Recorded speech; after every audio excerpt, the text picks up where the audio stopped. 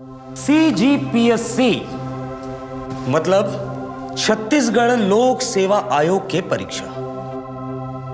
छत्तीसगढ़ प्रशासन के रीढ़ की हड्डी है CGPSC।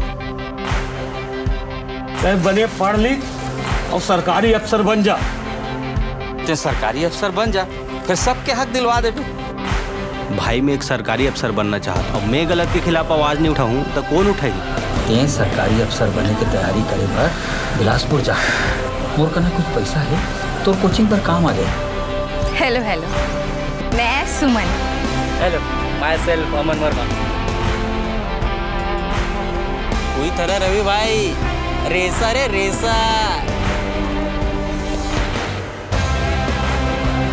बेटा बढ़िया कांड करके आए हैं इस गांव में।